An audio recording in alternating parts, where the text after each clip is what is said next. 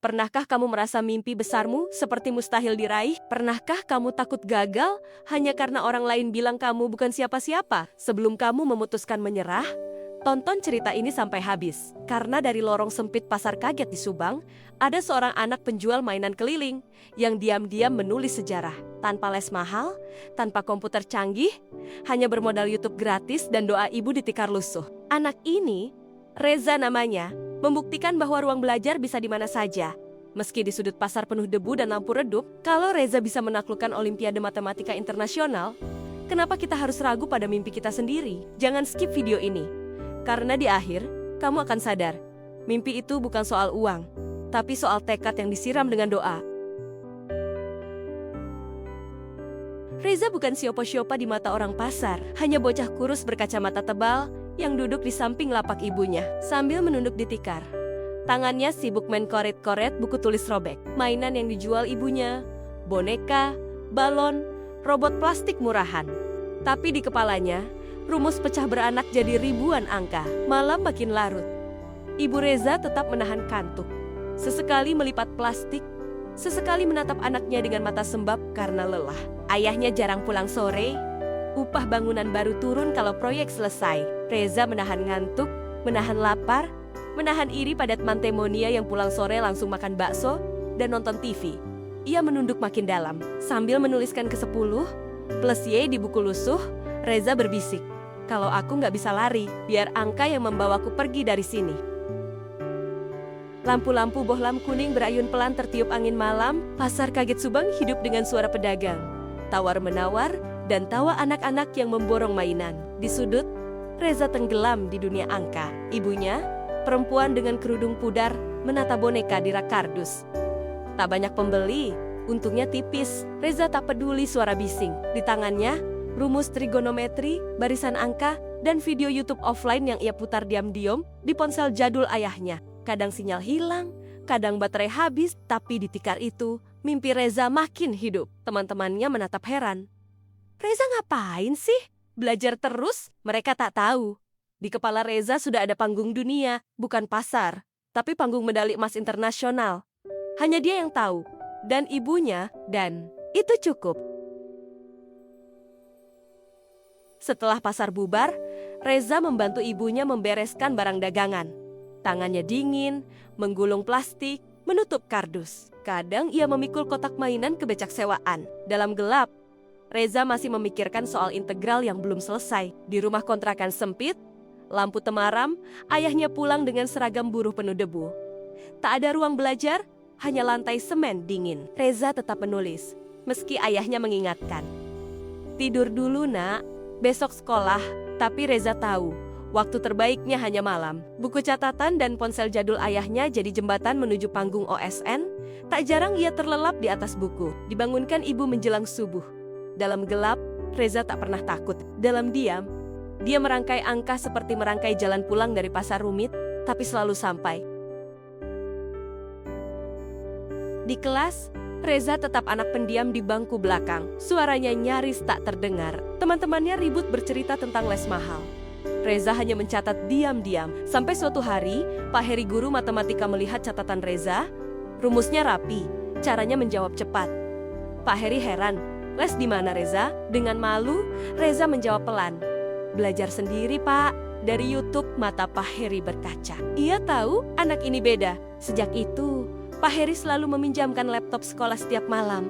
Meski harus dia bawa pulang diam-diam, Reza pun seperti punya laboratorium mini di rumah. Meski sinyal sering putus, Reza belajar lebih cepat. Tangannya menari di keyboard pinjaman, matanya tak berkedip menatap layar. Pak Heri paham. Suatu hari anak ini akan terbang tinggi, menembus langit, menembus dunia.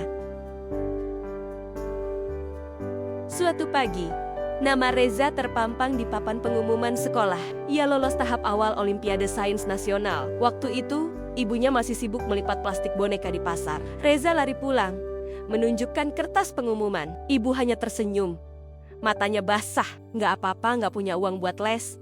Yang penting kamu nggak berhenti belajar, nak. Malam harinya, Reza tetap ikut ibunya ke pasar. Sambil menunggu pembeli mainan, dia membuka laptop pinjaman Pak Heri. Di tikar yang sama, di antara balon dan boneka, dia memecahkan sol-sol OSN orang-orang lalu lalang, menatap aneh.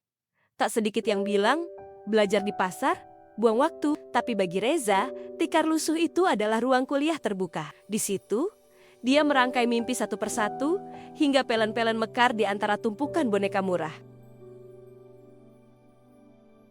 Hari-hari menjelang seleksi OSN penuh dengan begadang. Reza pulang dari pasar dini hari. Tidur hanya sebentar.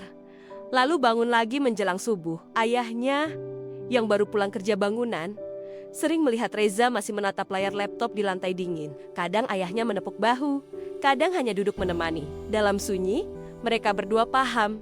Tak ada harta warisan, tak ada emas berlian. Yang ada hanya buku pinjaman dan satu laptop tua. Reza mengerjakan soal sambil menahan kantuk. Kopi buatan ayahnya menemani. Menetes pelan di gelas retak. Dalam diam, mereka berdua merajut harapan. Semoga anak pasar ini bisa sampai ke panggung dunia, meski harus merangkak dengan sisa tenaga dan doa yang tak pernah padam. Hari keberangkatan ke tingkat internasional datang. Reza berdiri di depan terminal bus Subang. Tasnya lusuh, hanya bawa buku catatan dan baju pinjaman. Ibunya memeluk erat, menahan tangis. Ayahnya mengangguk, bangga tapi diam. Hati-hati ya nak, kalau di sana lapar, bilang sama ibu lewat telepon. Reza mengangguk. Di dalam bus, Reza menatap keluar jendela.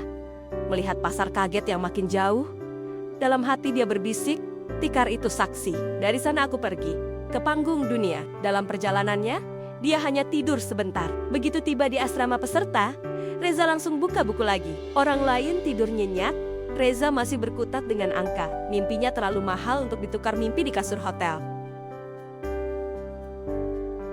Di aula kompetisi, lampu-lampu terang menyorot wajah Reza. Peserta dari banyak negara duduk rapi, membawa laptop canggih, kalkulator mahal. Reza duduk di barisan belakang, hanya dengan pensil 2 bit dan buku coretan penuh sobekan. Saat bel ujian dibunyikan, Reza memejamkan mata sejenak. Tikar pasar kaget, lampu bohlam kuning, suara ibunya menawar boneka semua terlintas di kepalanya. Ia buka mata, menulis cepat, menghitung cepat, merangkai angka dengan tenang. Di saat orang lain ragu, Reza mantap. Dan ketika pengumuman juara dibacakan, bendera Indonesia berkibar di samping namanya. Orang-orang menatap kagum. Sementara Reza hanya tersenyum kecil. Di kepalanya, dia berbisik, "Terima kasih, tikar lusuh. Kau bawa aku sampai ke sini." Kadang orang bertanya, apa gunanya mimpi kalau kenyataan begitu keras? Jawabannya, mimpi bukan soal siapa kamu hari ini, tapi soal siapa kamu kalau berani bertahan. Reza hanya anak penjual mainan keliling, tidur di tikar pasar, sinyal pas-pasan, tapi dia punya guru yang percaya padanya. Dia punya ayah dan ibu yang rela lapar demi beli buku. Dan dia punya kepala yang tak mau berhenti belajar. Mimpi Reza bukan miliknya sendiri. Mimpi itu milik semua orang yang merasa kecil, yang merasa tak mampu bayar les, tak punya laptop, tak punya ruang nyaman untuk belajar. Tikar lusuh itu saksi. Mimpi tak peduli kau di mana duduknya. Kalau tekadmu kuat, panggungmu bisa di mana saja, bahkan sampai ke dunia. Cerita Reza adalah cerita kita semua, bahwa yang menentukan masa depan bukan seberapa mahal les, bukan seberapa canggih laptop, tapi seberapa keras kita mau duduk di tikar paling lusuh sekalipun. Jika Reza bisa belajar di pasar, kamu bisa belajar di mana saja. Jika Reza bisa menulis namanya di panggung dunia, kamu pun bisa menulis mimpimu di mana saja. Jangan pernah remehkan mimpi kecilmu, karena disitulah gerbang besar terbuka. Kalau kamu suka kisah nyata seperti ini, jangan lupa klik subscribe, tulis komentarmu, bagikan ke teman-temanmu. Siapa tahu, di luar sana ada ribuan Reza-Reza lain yang hanya butuh satu cerita untuk tetap percaya pada mimpi mereka. Terima kasih sudah menonton dari balik kisah. Kita ketemu di cerita berikutnya.